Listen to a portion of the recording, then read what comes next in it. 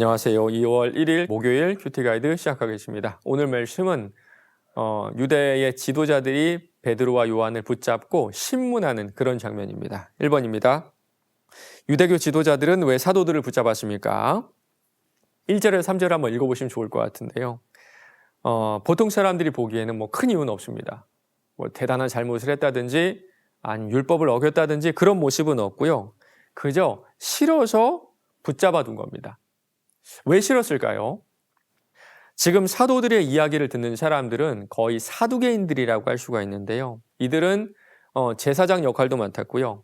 성전을 맡은 자, 이들도 바로 사두개인이라고 우리가 할 수가 있어요. 이들은 소수였지만 권력을 가진 사람들이었고요. 특별히 모세오경, 창세기부터 신명기까지만 하나님의 말씀이라고 믿는 사람들이었거든요.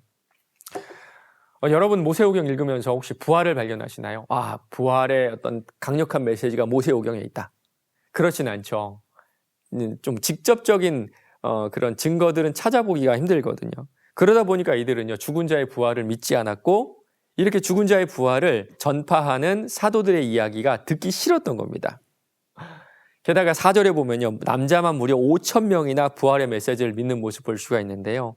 권력을 가진 사람으로서 뭔가 자신들에게 위협이 될 것이라는 사실을 본능적으로 알았던 것 같아요. 2번입니다. 관리들과 장로들은 사도들에게 무엇을 질문했습니까? 5절에서 7절 한번 읽어보시기 바랍니다. 여기 보면요, 관원, 장로, 서기관은요, 이스라엘의 실질적인 어떤 권력기관, 행정기관인 사내들인 공회를 구성하는 사람들을 말하거든요. 6절 보면 구체적 이름들이 나옵니다. 안나스, 가야바, 요한, 알렉산더. 그렇죠?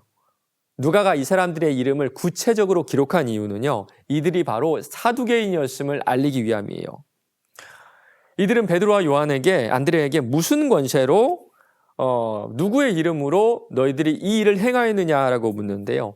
도대체 여기 나오는 일은 뭘까요?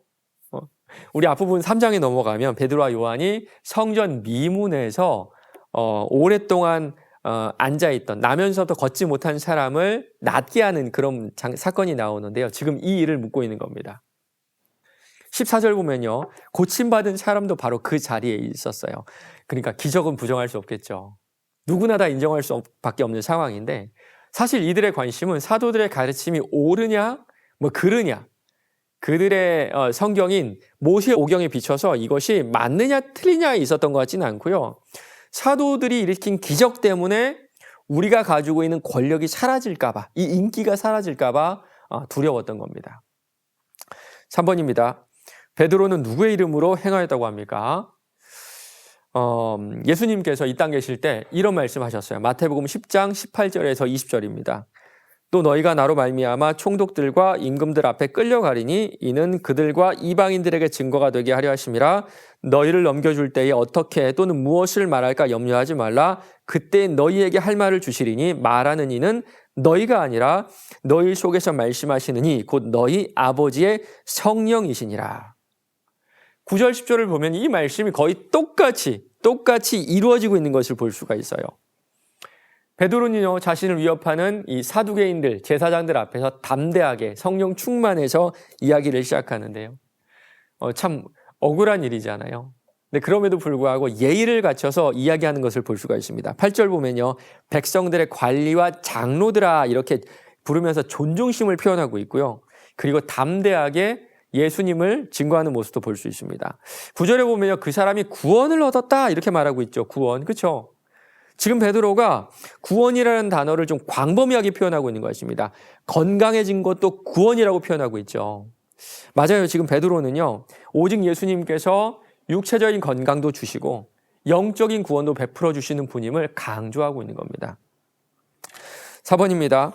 다른 이로서는 구원을 받을 수 없는 이유에 대해 묵상해 봅시다. 12절입니다. 다른 이로서는 구원을 받을 수 없나니 천하 사람 중에 구원을 받을 만한 다른 이름을 우리에게 주신 일이 없음이라 하였더라. 여러분, 예수의 구원이 있을까요, 없을까요? 없습니다. 없어요. 그래서 세상에 많은 사람들이 기독교를 배타적인 종교다, 그리고 기독교인들을 배타적인 사람들이다라고 말합니다. 그런데요, 그렇게 말할 필요가 없습니다. 왜냐하면 기독교는 원래부터 배타적이에요. 요한복음 14장 6절입니다. 예수께서 이르시되 내가 곧 길이요 진리요 생명이니 나로 말미암지 않고는 아버지께로 올 자가 없느니라. 우리의 임의대로 이 가르침을 변경할 수가 없는 거예요. 그리고 이 말씀의 앞부분보다 좀 뒷부분에 집중해 보면 좋을 것 같은데요. 다른 이름에 구원이 없다, 이 말을 바꿔서 얘기하면 예수 이름에 구원이 있다, 그런 뜻이죠. 얼마나 단순합니까?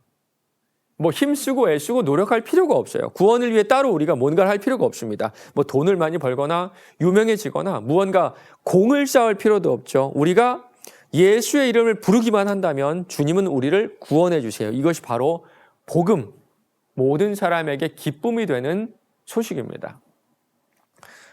5번입니다. 왜 기독교에만 구원이 있느냐고 묻는 물음에 언제든지 담대하게 대답할 수 있도록 힘써야 할 것은 무엇인지 생각해 봅시다. 저는 두 가지가 있어야 한다고 생각하거든요. 먼저는요, 복음을 선포하는데 명확한 내용과 담대함이 있어야 되고, 두 번째는 내 자신의 이야기가 있어야 됩니다. 예를 들어서 사형리 같은 복음을 요약할 수 있는 그 전도의 도구를 통해서 기독교 핵심을 명확하게 말할 수 있어야 됩니다. 말씀은 말씀 그 자체로 힘이 있거든요. 거기에 우리 자신의 이야기를 살짝 얹어 놓는 건 어떨까요? 복음이 나를 어떻게 변화시켰고 이 복음이 세상에 어떻게 영향을 끼쳤는지 말할 수 있다면 그야말로 금상첨화일 겁니다.